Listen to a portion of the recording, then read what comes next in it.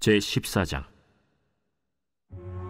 이틀이 지나면 유월절과 무교절이라 대제사장들과 서기관들이 예수를 흉계로 잡아 죽일 방도를 구하며 밀란이 날까 하노니 명절엔 하지 말자.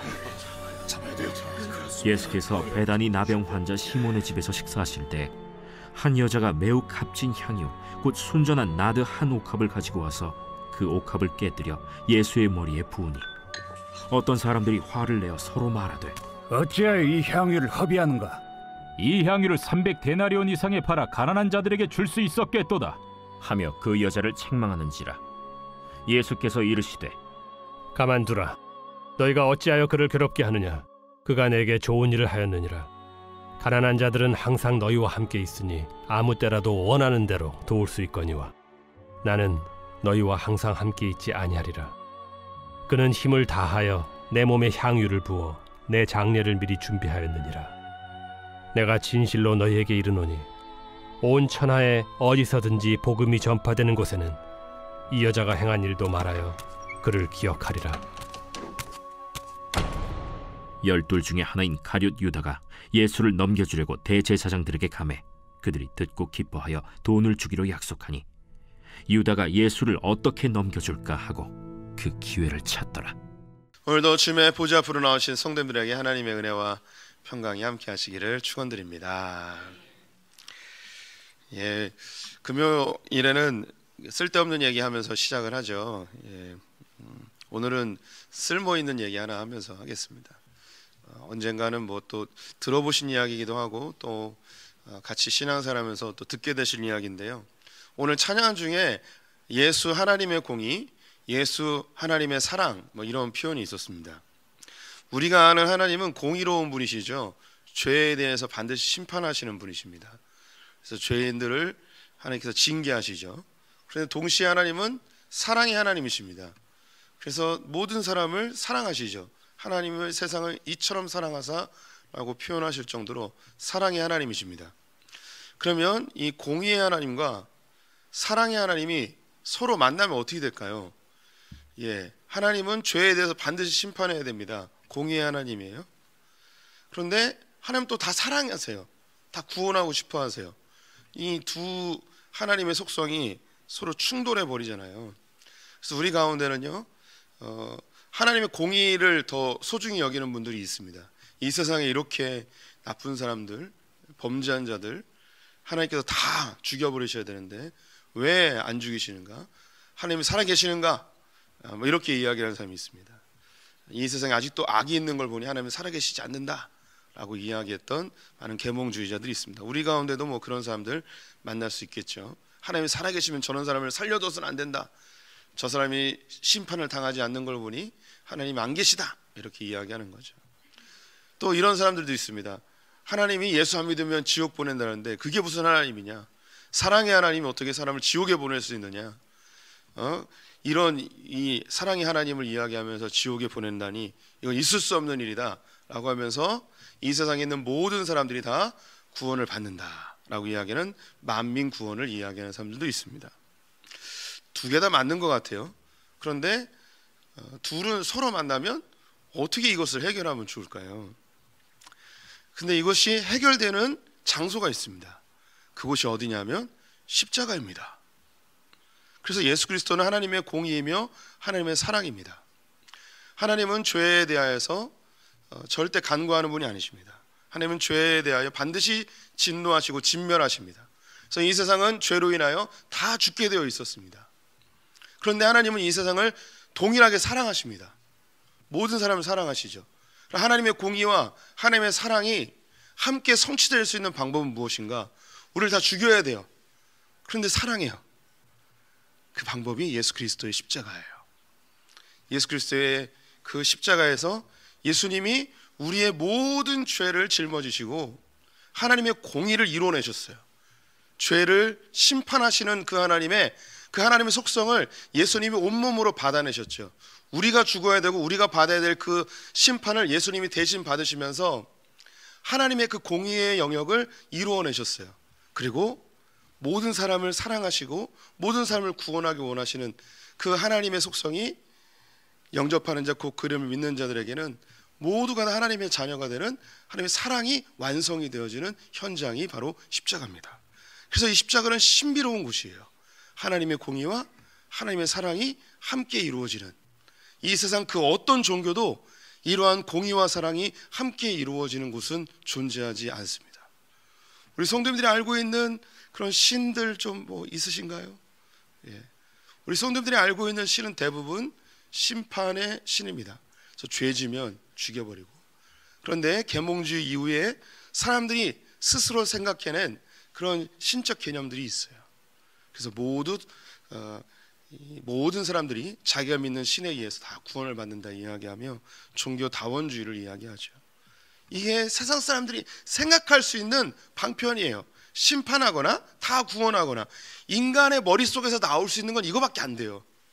그런데 이 복음의 탁월성, 위대함은 예수 그리스도를 통해서 하나님의 공의와 하나님의 사랑이 함께 이루어지는 너무나 아름답고 너무나 찬란하고 너무나 위대한 역사가 그곳에서 이루어졌습니다. 이 찬양을 들으면서 오늘은 조금 건더기 있는 이야기를 해야겠다 싶어서 말씀을 드렸습니다. 그러면 오늘 본문으로 들어가 보도록 하겠습니다. 예수님의 생애 마지막 일주일을 함께 보고 있습니다. 예수님의 마지막 일주일은 성경에서 가장 많은 사복음서에서 분량을 차지하고 있죠. 예수님이 이 땅에 오신 것이 십자가를 지기 위해서 오셨기 때문에 당연히 십자가를 향하여 걸어가는 일주일이 가장 중요합니다. 그래서 첫째 날 성전으로 올라가시죠.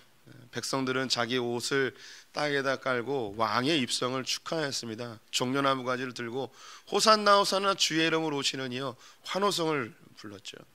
예수님은 그들의 기대에 부응하지 않고 승리의 왕이 아니라 겸손의 왕으로 어린 나귀 새끼를 타고 예루살렘으로 입성하십니다. 백성들이 기대했던 예수님은 로마 군병들을 다 뒤집어 엎어버리고 다윗의 왕조를 회복하여 이스라엘의 영광을 되찾는 것을 꿈꿨습니다. 그래서 예수님이 예루살렘에 올 때 그렇게 환호했던 이유가 바로 그런 기대감 때문이었습니다. 근데 예수님은 그 나귀 새끼를 타고 예루살렘 성전을 한 바퀴 삥 돌더니 제자들에게 내려가자 하면서 그냥 가버리십니다. 너무나 허무하게. 제가 그 상황을 리얼하게 설명을 못하는 것이 좀 안타깝습니다. 예수님이 그 백성들이 막 줄지어서 따라오고 제자들도 막 흥분해가지고 막 발걸음을 내딛는 건지 걸어다니는 건지 공중부양해서 떠다니는 건지 막 이렇게 막 흥분해서 막 가는데 예수님이 삥 돌더니 가자 그러면서 가버리시는 거예요. 얼마나 허탈했겠습니까? 둘째 날 올라오시면서 성전을 뒤집어 엎어버립니다. 백성들이 기대했던 것은 로마를 뒤집어 엎는 것이었고 헤롯 왕궁을 뒤집어 엎는 것인데 오히려 그들의 심장과 같고 자존심과 같았던 성전을 뒤집어 엎어버립니다. 환전하는 사람의 상을 뒤집어 엎어버렸습니다. 비둘기 파는 자를 다 뒤집어 엎어버렸습니다. 셋째 날 예루살렘에 다시 올라왔을 때 난리가 난 거죠. 당시 최고의 인기를 누렸던 그 예수가 성전에 와서 다 뒤집어 엎어놨으니 로마 군병과 싸운 것도 아니고 헤롯과 싸운 것도 아니고 자기의 성전, 하나님을 믿고 하나님을 섬기는 하나님이 보내신 메시아라고 그렇게 추앙받는 존재가 하나님을 섬기는 성전을 다 뒤집어 엎어버렸으니까 난리가 난 거죠. 대제사장들과 장로들과 서기관들이 예수에게 몰려와가지고 도대체 너는 무슨 권위로 이딴 짓을 했느냐 하며 고래고래 소리를 지르면서 성경에 나와 있지 않지만 온갖 쌍욕을 하면서 막 예수님에게 얘기했을 것 같아요. 이 삐리리 하면서 했을 거예요. 박미영 권사님 혼자 웃어요. 혼자 은혜 받는 거죠. 아니면 제가 속으로 이야기한 것을 다 들었나 봐요. 신기한 능력을 갖고 있어요.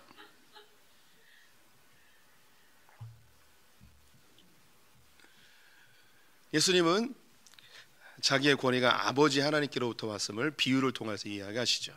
그래서 그 성전에서 좀 길게 권위에 대한 논쟁을 합니다. 바리새인들과 논쟁하고 사두개인들과 논쟁하고 서기관들과 논쟁을 하게 됩니다. 그리고 예수님이 성전 밖으로 나오시죠. 그때 제자 중 한 명이 예수님 이거 보십시오. 이렇게 멋진 성전, 이 돌들을 보십시오. 어마어마하지 않습니까? 이렇게 아름다운 성전 46년 동안 짓고 있습니다. 너무 멋지지 않습니까? 예수님이 하는 얘기가 돌 위에 돌 하나도 남김없이 다 무너질 것이라고 이야기합니다. 그들의 자존심이었고 심장 같고 목숨과 같았던 그 성전이 다 무너질 거라고 이야기하는 거예요. 베드로가 깜짝 놀라서 아니 예수님 그런 일이 도대체 언제 일어납니까? 그때 예수님께서 종말에 대한 이야기와 더불어서 우리의 종말 신앙을 강조해 주시죠. 이런 일이 일어나면 인자가 가까이 온 것을 알아라 이야기하시면서 우리가 지지난주에 함께 보았습니다. 이러한 일이 일어나면 인자가 가까이 온 것을 알아라, 이 말씀은 예루살렘 성전이 무너진 이 징조를 보거든 예수님께서 진짜 오신다는 걸 너희가 믿어야 된다. 무화과 비유를 너희가 듣지 못하느냐, 잎사귀가 연하여지면 여름이 오는 걸 알지 않느냐, 징조가 있으면 실체가 오지 않느냐. 그래서 너희들이 죽기 전에 이것을 보게 될 텐데, 예루살렘이 다 무너지는 것을 너희들이 본다면 예수님이 다시 오신다는 걸 너희가 확실히 믿고 종말신앙 가지고 살아야 된다. 종말신앙 세 가지 말씀드렸어요. 첫 번째, 예수님 반드시 오신다는 거. 두 번째, 그때는 아무도 모른다는 거. 예수님 반드시 오십니다. 성경에 있는 모든 예언은 다 이루어졌습니다. 한 가지만 남았습니다. 예수님 다시 오시는 거. 그런데 그때는 알지 못합니다. 역사 속에 수많은 사람이 그때를 이야기했어요. 성도님들 제발 속지 마세요. 누가 언제 온다 이야기해도 절대 속지 마십시오. 제가 어느 날 갑자기 주님께 계시를 받았습니다. 2025년 1월 1일 날 주님 오신답니다. 우리의 관계성이 있잖아요. 이 관계성 때문에 우리 목사님이 신령한 분인데 목사님이 저런 거 이야기했으면 분명히 뭔가 근거가 있을 거야. 목사님의 이야기를 믿어볼까? 이따위 생각을 하면 안 되는 거예요. 제가 날짜를 특정하는 순간 우리 목사님 미쳤구나 해서 교회를 다 떠나든지 저를 내쫓든지 그렇게 하셔야 되는 거예요. 누군가가 그 날짜를 특정하는 순간 그것은 성경과 맞지 않습니다. 절대 속지 마십시오. 왜 이렇게 사람들이 그 날짜에 이렇게 관심을 갖는지, 그건 아마도 살기가 너무 힘들어서 그런지 않은가 싶기도 합니다. 그런데 성도님들, 그때는 아무도 모릅니다. 성경에 한 가지 힌트를 줬어요. 도둑처럼 임한다고. 도둑처럼 임한다는 건 뭐냐? 언제 올지 모른다는 거예요. 아무도 모른다는 거죠. 우리 성도님들이 이때쯤 올 것 같아. 그때 안 와요. 모든 사람이 이때는 아닐 거야 하는데 그때 올 수도 있어요. 우리 그 선교학자들이, 좀 과격한 선교학자들이 2050년이 되면 모든 복음이 전 세계에 전파된다고 그렇게 확률적으로 이야기를 했어요. 그게 그래프가 있거든요. 예수님 오신 그 1년부터 AD 1년부터 지금 2020년대까지 이게 그래프가 있어요. 복음이 전 세계에 확장되는 그래프가. 그 그래프가 어떻게 되냐면요, 거의 1900년대까지 이게 거의 뭐 변화가 없어요. 쭉 가다가 1900년이 넘으면서 훅 돼요. 그래서 지난 2000년대에 이 복음이 전 세계에 엄청나게 퍼졌습니다. 지금도 복음이 엄청나게 퍼져나가고 있습니다. 그래서 이것을 확률적으로 통계적으로 조사해 보니까 2050년이 되면 복음이 모든 민족과 열방에 흩어질 것이라고 이야기하면서 예수님 오신다는 이야기를 해요. 그런 소망이죠, 소망. 소망이긴 한데 몰라요. 그렇게 선교학자들이 얘기했기 때문에 분명한 그때는 안 오십니다. 누군가가 얘기했다면 그때는 안 오세요. 우리가 전혀 알지 못하는, 우리 성도님들이 전혀 기대하지 못하는 그때 분명히 오십니다. 근데 제가 조심스럽게 주님이 언제쯤 오실까, 제가 이 이야기는 믿거나 말거나, 제가 생각할 때 주님 언제 오실까, 분명한 거 제가 말할 수 있는 건, 제가 살아있는 동안은 안 오실 것 같습니다. 제가 살아있는 동안 안 오실 것 같아요. 그래서 뭐 저는 그냥 열심히 주님 섬기며 살아갈 계획입니다. 그런데 이렇게 이야기를 했고 우리가 다 이렇게 믿었으면 제가 살아있는 동안 오실 수도 있어요. 주님은 우리의 생각과 늘 이렇게 반대로 하시기 때문에. 그렇죠. 세 번째, 종말신앙, 깨어 있어야 되는 것입니다. 깨어 있으라는 것은 뭐냐면, 파수꾼이 깨어 있는 것처럼, 적들이 언제 쳐들어올지 모르는 것처럼, 혹은 열천의 비유처럼 신랑이 언제 올지 모르는 것을 준비하는 것처럼 예수님 곧 내일이라도 오실 수 있다는 생각을 가지고 늘 우리의 신앙을 깨어있는 신앙으로 준비해 놓으셔야 된다는 것입니다. 그래서 저의 선배 목사님들이 그런 조언들을 해주셨어요. 네가 오늘 이제 목사이기 때문에 네가 오늘 죽었을 때, 네 유품을 정리했을 때 성도들에게 부끄럽지 않는 삶을 살고 가라고. 무슨 이야기인지 아시겠습니까? 제가 죽었는데 제 유품을 정리해야 되잖아요. 사무실을 막 정리하고 해야 되잖아요. 그런데 성도님들이 사무실을 정리하다가 목사님 이런 분이었어? 예, 별로 안 놀라시는군요. 그렇게 하면 안 된다는 거예요. 예. 그래서 우리는 내일 주님이 오실지라도, 내일 죽을지라도 주님 앞에 당당하게 설 수 있는 정결한 신부로 준비해 놓으라고 이야기를 한 겁니다. 예, 이렇게 이제 예수님께서 이제 예루살렘 성전에서 나오셨어요. 이제 셋째 날이에요. 우리로 이야기하면 월화, 주일, 월요일, 화요일, 화요일입니다.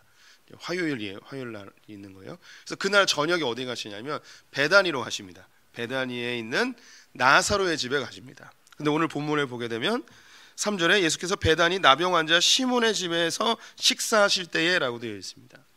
그래서 마태, 마가, 누가, 요한이 이렇게 파편적으로 보여줘요. 이것을 다 합치면 큰 그림이 나오죠. 마치 퍼즐과 같아요.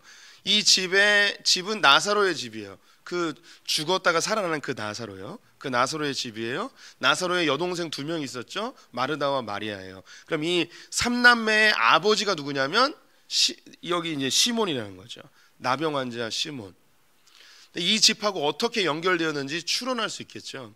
어떤 학자들은 10명 그 나병 환자가 예수님에게 찾아왔을 때에 한 명만 예수님에게 감사하고 다른 사람은 다 집에 갔다고 이야기하잖아요. 그래서 그 한 명이 시몬이다라고 지목하기도 하는데 정확한 건 모르겠어요. 어쨌든 성경에 언급되었는지 아니면 언급되지 않았는지 어쨌든 이 나병 환자인 시몬을 예수님께서 고쳐주신 거예요.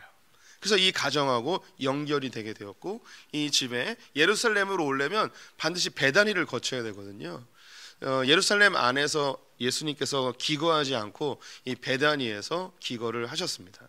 그래서 나사로의 집에서 지내면서 제자들을 그 여동생들이 또 대접하고 하면서 아마 이 나사로하고 대화하며 친구가 되었던 것 같습니다. 그러니까 그 여동생들도 함께하고, 이 아버지의 이름이 여기에 나와 있는 걸 보니 여전히 아버지가 생존해 계실 수도 있죠. 이 베다니에 있는 시몬의 집에 머물게 되었습니다. 그때에 이렇게 이제 저녁에 머물러 가신 거예요. 그 사이에 지금 예루살렘 성전에서 난리가 났잖아요. 예수님의 권위 문제 때문에 바리새인들하고도 논쟁하고 사두개인하고도 논쟁하고 서기관하고도 논쟁하고 지금 예루살렘이 이제 난리가 난 거죠. 이제 성전이 뭐 그 종교 지도자들 안에 이 예수를 어떻게 하면 좋을까 막 혈안이 돼 있습니다. 1절과 2절을 보시면 이틀이 지나면 유월절과 무교절이라, 이틀이 지나면 유월절과 무교절이에요. 유월절이 언제부터 시작하냐면 목요일 저녁부터 시작을 해요. 목요일 저녁부터 시작하니까 지금 날짜는 화요일인 거예요. 그래서 수요일, 목요일이 되면 유월절 저녁부터 목요일 저녁부터 유월절이 시작이 됩니다. 그래서 대제사장들과 서기관들이 예수를 흉계로 잡아 죽일 방도를 구하며 어떻게 하면 이 예수를 잡아 죽일 수 있을까? 이 성전을 뒤집어 엎어버리고 우리가 지금까지 믿어왔던 신앙의 체계를 다 무너뜨리고 또 하나님을 자기의 아버지라 이야기하고 뭐 이런 신성 모독하는 이 예수를 빨리 없애지 않으면 우리의 이 신앙의 체계가 다 혼란해지겠구나, 백성들이 혼미해지겠구나, 이놈을 빨리 잡아 죽어야 된다라고 생각한 거예요. 그런데 2절에 보니 이르되 밀란이 날까 하노니 명절에는 하지 말자 하더라. 지금 유월절을 앞에 두고 유대에 있는 사람들이 다 예루살렘으로 지금 몰려오는 상태입니다. 그래서 이때 사람들이 몰려오면 많게는 20만 명, 최소한 10만 명이 예루살렘의 명절을 지키기 위해서 옵니다. 우리가 성경을 좀 알죠. 예수님 십자가를 질 때에 십자가를 대신 지어준 사람이 구레네 시몬이에요. 이 구레네는 지금의 이제 리비아 지역인데, 그래서 그 멀리 있는 디아스포라 유대인들까지 예루살렘에 다 몰려왔어요. 뭐 헬라에 있었던 사람들, 이집트에 있었던 사람들 뭐 다 몰려와서 예루살렘의 유월절을 지키기 위해 온 거죠. 이때 예수님의 인기가 어마어마했잖아요. 그런데 만약에 이 유월절 기간 동안 예수를 잡아 죽이면 사람들이 난리가 날 거라고 생각을 한 거예요. 그래서 이 종교 지도자들이 뭐라고 결정했냐면 밀란이 날까 하니 명절에는 하지 말자.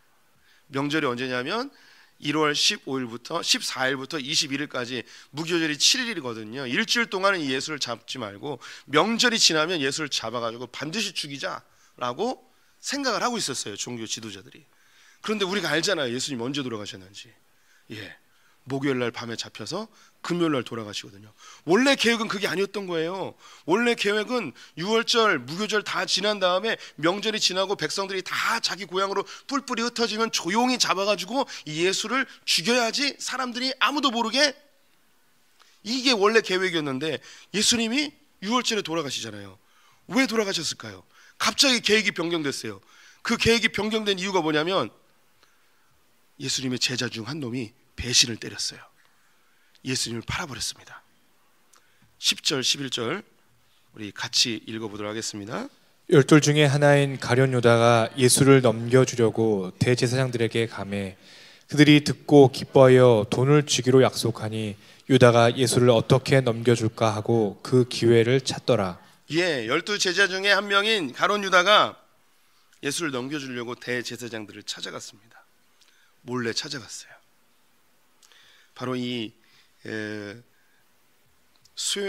화요일 날 밤에 대제사장들을 찾아가서 내가 이러이러한 계획을 갖고 있다. 내가 이 예수를 팔겠다. 얼마 주면 좋겠냐. 당시 노예의 값이 은 30이었습니다. 은 30을 주고 나에게 넘겨라.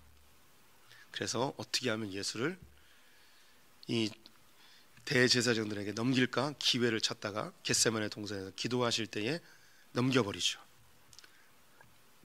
원래 종교 지도자들의 계획이 그게 아니었는데 변경됐어요. 가룟 유다 때문에. 그럼 가룟 유다가 왜 이런 결정을 하게 됐는가? 이전부터 이 예수님에 대해서 좀 불만이 있긴 했는데 어떤 결정적 사건이 일어납니다. 그 사건이 뭐냐면 오늘 읽은 마리아가 옥합을 깨뜨려 예수님에게 부은 사건입니다. 예수님께서 베다니 나사로의 집에 가셨습니다. 이곳에서 제자들과 함께 저녁 식사를 하셨겠죠. 그리고 차를 마시면서 환담을 나누며 또 부활한 나사로도 그 자리에 있는 거예요. 그러면 뭐 이런저런 이야기하고 무덤에 들어갔을 때 그 천국은 갔다 왔냐, 그리고 천국에 뭘 봤냐 하면서 뭐 이런저런 이야기하고 막 웃고 뭐 농담 따먹기 하고 뭐 그 삼행시 짓기도 하고 막 얘기했겠죠. 너 부활한 나사로로 한번 삼행시로 줘봐라. 불러봐요. 나의 선 집사님 사랑해요. No. 뭐 이렇게 뭐 얘기하면서 뭐 이렇게 했겠죠.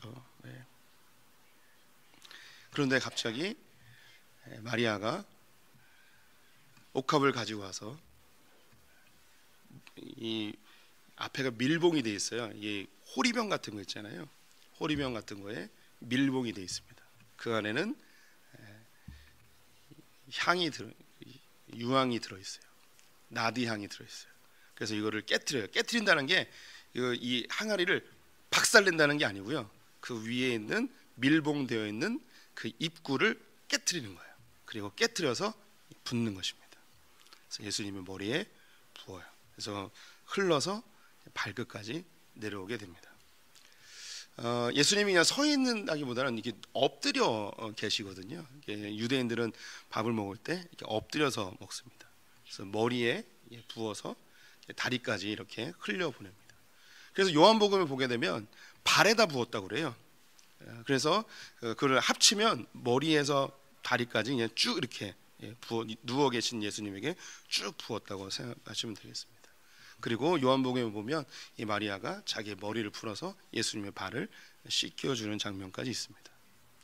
이 순전한 나드 향이 온 집안에 가득 채워지게 됩니다. 이 모습을 보고 제자들이 깜짝 놀라죠. 제자들이 놀랐던 이유가 뭐냐면 이 순전한 나드가 300데나리온이라는 거예요. 한 데나리온은 1일 품꾼의 품삯입니다. 300데나리온이면 한 1년 연봉인 거예요. 요즘 뭐 그 연봉이 뭐 3천만 원에서 6천만 원 그 사이죠. 그러니까 예수님을 위해서 뭐 최소한 잡아도 3천만 원을 쏟아 부은 거죠. 제자들이 깜짝 놀란 거예요. 어떻게 이럴 수 있냐. 그런데 우리 성도님 제가 여쭤볼게요. 요즘 금 한 돈이 얼마인지 아십니까? 예, 저는 몰라요 얼마인지. 예, 우리 성도님들은 어떻게 아세요? 최근에 좀 사보셨나 봐요. 금에 관심이 많으신가 봐요. 네. 그리고 하나 또 여쭤볼게요. 요즘 삼성전자 주식이 얼마인지 아세요? 73,000원. 어떻게 할까요? 관심이 있는 거예요. 관심이 있는 거죠. 그러면 하나 더 뭐 여쭤볼게요. 요즘 테슬라 주식이 얼마인지 아시나요? 몰라요? 몰라요. 예. 아무도 몰라요. 관심이 없어. 예, 테슬라 주식 안 갖고 있으니까 모르는 거죠. 근데 제자들이 이야기하는데 이 향유를 300데나리온 이상으로 팔아. 이 사람들은 이 순전한 나드 하나가 얼마인지 금방 알았어요. 어떻게 금방 알을 수 있었을까요? 아까 우리 성도님들에게 금 한 돈이 얼마인지 제가 여쭤봤을 때 한 절반 정도는 대답을 하셨어요. 관심이 있는 거예요. 그래서 이 제자들은요, 이 나드향 하나가 얼마인지 관심이 있었어요. 왜 이 나드향 하나가 관심이 있는가? 당시 여인들이 자기의 노후 자금으로 갖고 있는 게 이 나드향이었어요.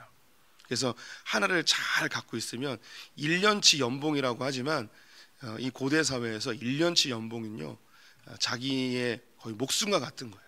그래서 위기의 상황이 놓여지면 이걸 팔아서 이것을 자기의 비자금처럼 쓰기도 하고요. 그리고 이걸 한 번에 쓰지 않고 조금씩 팔아가지고 이걸 자기의 삶의 그 경제적인 수단으로 활용을 하게 됩니다.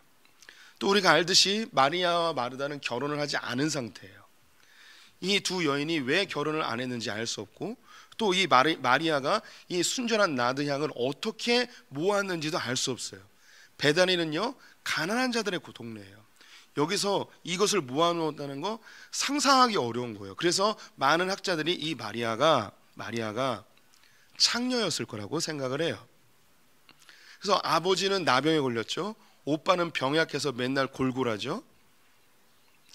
자기 언니 마르다가 할 수 있는 것은 노예나 그리고 여종의 삶이나 당시 여자들이 할 수 있는 건 종으로 살거나 몸을 파는 것밖에 없어요. 그래서 이 마리아는 여기에 다 표현되지 않지만 자기의 목숨과 같이 생각했던 이 나드향을 다 쏟아 부었습니다. 아니, 저 아까운 걸 저렇게 다 소비한단 말이야. 이 상황에서 오늘 본문에는 나오지 않지만 이 요한복음에서는 가룟 유다가 이 부분에 대해서 가장 격하게 반응하며 어떻게 이렇게 허비할 수 있느냐, 낭비할 수 있느냐 하며 여자를 책망합니다. 그러자 예수님이 나서서 그 여자를 책망하지 마라 이야기하시죠. 괴롭히지 마라 이야기합니다. 그러면서 하시는 이야기 7절과 8절 우리 같이 읽어보기를 원합니다. 7절 8절입니다.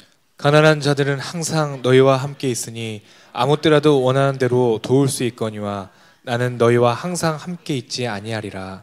그는 힘을 다하여 내 몸에 향유를 부어 내 장례를 미리 준비하였느니라. 예수님이 이 마리아가 한 행동에 대해서 인정해 주십니다. 그리고 그 행동의 의미를 알려주십니다. 8절에 나와 있죠. 내 장례를 미리 준비하였느니라. 예수님은요, 제자들에게 우리가 그 아주 오래전에 봤는데 그 가이사랴 빌립보 변화산에서 예수님이 당신이 그리스도라는 것을 알려주시고 예루살렘으로 쭉 내려오는데 그 과정 속에 3번이나 예수님이 십자가에 달려 죽으실 것과 부활에 대해서 예고해 주셨습니다. 그 이전에도 수없이 예수님의 죽음에 대하여 제자들에게 이야기를 하였어요. 그런데 제자들은 이걸 전혀 귀담아 듣지 않고 있습니다. 그리고 예루살렘으로 올라갈 때 예수님이 친히 뭐라고 이야기하냐면 내가 죽으러 간다 이야기했어요. 그런데 제자들은 여기에 전혀 관심이 없어요. 왜 관심이 없냐면 그들이 관심 있는 건 뭐냐면 예수가 왕이 돼서 자기들이 좌의정 우의정 한 자리 차지할 것만 생각하고 있었거든요. 근데 가룟 유다가 제일 계산이 빠른 사람이었어요. 근데 이 예수를 보니까 전혀 그럴 마음이 없는 거예요. 그래서 예수를 팔아버렸어요. 예수를 이용해서 좀 좋은 자리 차지하려고 했는데 내가 꿈꿨던 이스라엘의 회복, 내가 원했던 이스라엘의 영광, 이 예수가 이루어질 거라 생각했는데 이걸 이루어지지 않으니까 예수를 팔아버린 거예요. 배신감에. 그런데 이 이야기를 제자들에게만 한 것이 아니고 이 마리아의 집에서도 왜 하지 않았겠습니까? 그런데 이 이야기를 진심으로 받아들인 사람이 있었는데 바로 마리아였습니다. 예수님이 예루살렘에 왜 왔는지 알고 있었어요. 예수님이 죽으러 오셨구나. 우리 성도님들이 가장 사랑하는 사람이 누굽니까? 생각하기도 싫은 상황인데 내가 가장 사랑하는 사람이 죽는다고 해봅시다. 죽을 병에 걸렸다고 해봅시다. 내가 제일 사랑하는 사람을 위해서 내가 가지고 있는 내 재산을 다 쏟아 부어서라도 살리고 싶지 않겠습니까? 이 아이가 죽으면, 이 사랑하는 내 남편이, 내 아내가 죽으면 이 돈이 무슨 상관이며 내 삶에 무슨 의미가 있겠는가? 내가 돈을 다 부어서라도, 내가 심지어 빚을 내서라도 이 아이를 살려야지, 이 남편을, 이 아내를 내가 살려야지, 이런 생각이 왜 들지 않겠습니까? 사랑하는 만큼 더 힘을 쓰겠죠. 이 마리아는 왜 향유옥합을 깨서 예수님에게 부었을까요? 아까도 이야기했듯이 이 향유옥합은 이 마리아가 노후를 살아갈 살림 미천이었습니다. 다시 말해 그의 모든 것이었습니다. 그런데 이것을 예수님에게 쏟아 부어버렸습니다. 이유는 한 가지입니다. 예수가 없다면 나도 없는 거예요. 예수가 죽는다면 내 삶이 무슨 의미가 있고, 예수가 죽는다면 이 노후 대책이 무슨 의미가 있겠냐는 거죠. 그래서 예수의 죽음 앞에 내 모든 것을 쏟아 부어버렸습니다. 어떻게 쏟아 부을 수 있었을까요? 예수님에게 사랑을 받았기 때문입니다. 이 여자가 추측대로 창녀였다면 그 동네에서 손가락질을 당하고 있었을 거예요. 어쩌면 그의 오라비 나사로는 자기 여동생이 무슨 짓을 하고 다니는지 그 분냄새를 통해서 조금씩 살림이 나아지는 모습을 보면서 말은 못하고 직접 묻지는 못하고 내심 짐작으로만 안타까워하면서 내가 살림에 보탬이 안 되니 내 여동생이 저렇게 몸을 팔아서 나를 먹여 살리는구나, 그런 안타까움과 애통함이 이 나사로에게 왜 없었을까요? 마르다에게도 있겠죠. 그 마음속에 두 마음일 거예요. 여동생이 돈을 벌어오는 것에 대한 고마움도 있었지만 이 가문을 이렇게 헛되이 만드는 이 여동생에 대한 수치심, 이 두 마음이 충돌하면서 여동생의 그 하나하나 꼬라지가 다 싫었을 거예요. 그런데 그 예수는 이 마리아를 인격적으로 대하고 사랑하고 보듬어주는 그 사랑에 감격하여 이 예수가 없다면 나도 없는 것이다 라고 생각합니다. 하지만 가룟 유다는 이 예수를 이용해서 무엇인가 더 얻어내려고, 예수를 이용해서 자기의 꿈을 펼쳐보려고, 예수를 이용해서 자기의 욕망을 채워보려고 했던 사람입니다. 두 사람은 전혀 다른 선택을 하죠. 예수를 위해서 모든 것을 바치고 예수를 위해서 아무것도 얻지 못하자 오히려 팔아버리는 삶을 살게 됩니다. 현대 사회를 이제 평가하는 이렇게 몇 가지 그런 이슈들이 있는데요. 오늘 여기 나오는 그 마리아의 행동이 우리 성도님 보실 때는 좀 합리적으로 보이십니까? 아니면 비합리적으로 보이십니까? 예, 마리아가 이게 성경에 나와 있으니까 굉장히 멋져 보이긴 하는데 우리 성도님들이 그 정말 그 몇백억 부자의 아들이에요. 다 우리 성도님들이 아들 딸들이에요. 그냥 상상이라도 해보세요. 뭐 이렇게 그런 전혀 이제 가능성이 없다고 그래서 이제 우리가 상상하는 것도 멈춰서는 안 되죠. 예. 우리 성도님들의 엄마 아빠가 몇백억 이렇게 자산가예요. 그런데 이분이 예수를 만났어요. 그러더니 막 은혜를 받은 거예요. 그래가지고 자기의 모든 재산을 주님 나라 위해서 쓰겠다고 헌금을 해버렸어요. 어머머머. 그때 어떻게 하시겠습니까? 아니 이게 그냥 예수를 왜 만나셔가지고 왜 예수를 만나가지고 원래 나한테 다 와야 되는 건데 다 이렇게 드렸어요. 사람들이 어쩌면 다 손가락질 할 겁니다. 근데 우리가 뭐 그런 거는 없어서 실제성이 좀 떨어지긴 하죠. 그런데 뭐 그런 경우 어떻게 우리 성도님들의 자식이 있다고 해봅시다. 이 자식이요, 초등학교 때부터 1등을 놓치지 않는 거예요. 시험만 보면 1등이에요. 그리고 우리나라에서 제일 좋은 학교를 나오고요. 그리고 막 여기저기 대기업에서 이 아들을 이 딸을 스카우트하려고 막 접촉을 하는 거예요. 그래서 우리나라에서 제일 잘 나가는 회사에 정말 억대 연봉을 받고, 이게 초봉이 억대 연봉인 거죠. 가가지고 직장 생활을 하더니 어머머머머 예수를 만났네. 예수를 만나가지고 이 아들이 이 딸이 어머니 아버지 저는 주님을 위해 삶을 살겠습니다 하면서 신학교에 간다는 거예요. 이거 어떻게 하시겠습니까? 이 삶이 헛돼 보이십니까? 존귀해 보이십니까?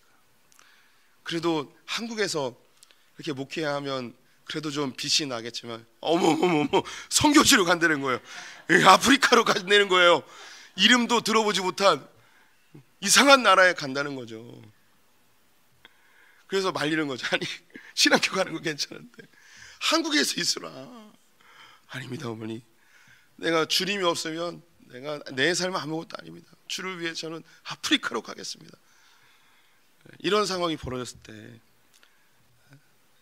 이게 비생산적으로 느껴집니까? 아니면 가치 있는 것으로 보여집니까? 오늘날을 평가하는 기준 중에 한 가지가 바로 이러한 것입니다. 명예와 존엄성, 인간다움이라는 이 두 가지의 명제인데요. 예전에는요, 우리 인간 삶에 있어서 가장 중요한 가치를 명예로 두었어요. 명예로운 삶. 그런데 오늘날에는요, 존엄성, 인간다운 삶을 더 가치 있게 생각합니다. 한 예로 어머니를 예를 들어보겠습니다. 명예로운 어머니는 무엇일까요? 어머니의 명예. 어머니의 명예는요, 자녀를 잘 키우는 겁니다. 그래서 자녀를 잘 키우기 위해서 희생하고 헌신하는 것이 매우 명예로운 일이었죠. 그래서 이 자녀를 헌신하고 희생해서 정말 부모님, 어머니가 정말 뼈를 갈아 넣어서 이 자식을 키워냈을 때 사람들은 이 어머니를 어떻게 하냐면 영화롭게 여깁니다. 영광스럽게 높여주죠. 이 어머니로서의 명예를 지키기 위해서 이 어머니는 잠을 자지 않습니다. 노는 것도 하지 않습니다. 여행도 가지 않습니다. 자기의 욕구를 자기의 의무와 바꿔버립니다. 욕구를 억제하고 의무를 다하기 위해서 애를 쓰죠. 그런데 요즘은 어머니의 명예보다 여자로서의 존엄성을 더 높게 평가합니다. 여자로서 인간다운 삶을 살라는 거예요. 네가 하고 싶은 거, 네가 원하는 것을 엄마의 굴레에 매여 있지 말고 여자로서 충만히 누리며 살으라고. 인간다움, 여자다움의 삶을, 너다운 삶을 살으라고 이야기하죠. 그리고 자기 안에 있는 욕구가 충족되지 않았을 때 이것을 억압이라고 이야기합니다. 그리고 헌신과 희생은 어리석은 것이라고 이야기하죠. 너는 왜 자식을 위해서 네 삶을 헌신하냐? 헌신이라는 표현 하죠. 왜 허비하냐? 너다운 삶을 살아야지 왜 자식을 위해서 너의 아까운 시간과 젊음과 그 아름다움을 다 갈아 넣느냐? 왜 이렇게 헛된 삶을 사느냐? 요즘 시대는 그렇게 이야기를 해요. 자신의 자유와 권리를 찾는 것을 지혜로운 것이라고 이야기합니다.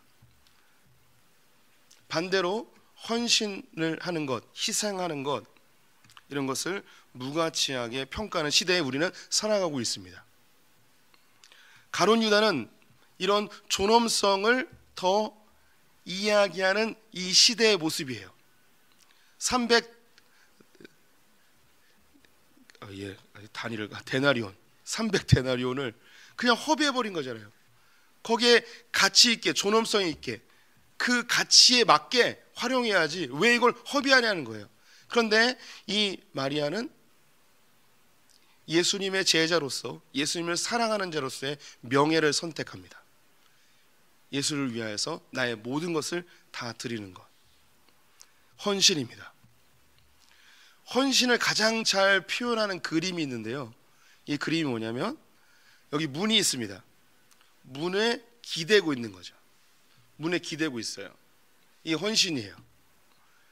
헌신은 반드시 취약성을 만듭니다. 내가 어딘가에 온전히 헌신하고 있다면 반드시 우리의 삶은 취약해질 수밖에 없어요.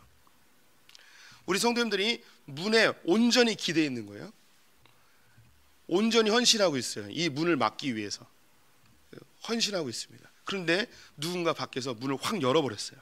그럼 우리는 어떻게 되냐면 꼬꾸라지죠. 넘어지는 거예요. 헌신하면 넘어지게 되어 있어요.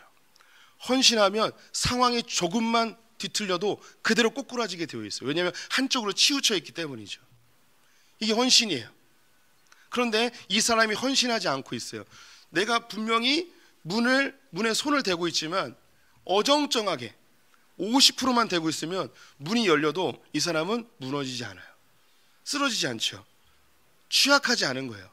헌신에는요 반드시 취약함이 뒤따르게 되어 있어요. 그래서 우리 성도님들이요 교회에서 온전히 헌신하면 무슨 일이 벌어지냐면 상황이 조금만 바뀌어도 넘어져요. 상처를 받아요. 왜 상처를 받느냐? 내가 온전히 헌신하고 있기 때문이에요. 여기에 내 마음을 다 드리고 있기 때문에 상황이 조금만 바뀌면 우리는 꼬꾸라지게 되어 있어요. 그 부분을 이상히 여기면 안 되는 거예요. 그러면 우리의 마음속에 어떤 마음이 드냐면 가룟 유다와 같은 마음이 들어요. 내가 이런 교회 이따위 일에 내가 이렇게 감정 소모해야 돼? 내가 이렇게 내 돈 들여가지고 교회 다니는데 내가 이렇게 상처받으면서 내가 일을 해야 돼? 이 마음이 우리 안에 훅 들어와요. 가룟 유다처럼. 그러면 어떻게 하냐면 헌신을 어정쩡하게 하는 거죠. 상처 안 받을 만큼, 넘어지지 않을 만큼, 그걸 지혜라고 이야기하죠. 인간다운 삶을 살, 존엄성을 지키는 삶. 꼬꾸라져요. 그러면 얼마나 창피합니까? 교회 봉사하다 보면 상처받잖아요. 그러면 창피해요. 얼굴 들기도 그렇고 스스로도 창피하죠. 내가 이따위 일에 내가 상처를 받다니. 내가 정말 주님 내가 몇십 년 믿었는데 이런 것 때문에 내가 이것도 못 이기나? 그 일 열심히 하는데 이렇게. 그렇죠. 이게 우리가 다 그래요. 주방 봉사하다가요. 밥 하느냐고 토요일부터 나오셔서 막 일하는데 와가지고 밥 너무 맛있어 이 한마디 해주면 얼마나 좋아요. 국이 왜 이렇게 짜요? 이러면 마음이 확 상하는 거죠. 교회 청소 열심히 했는데 지난주 청소 안 했나 봐. 막 이러면 막 마음이 상하는 거죠. 근데 이게 정상이에요, 정상.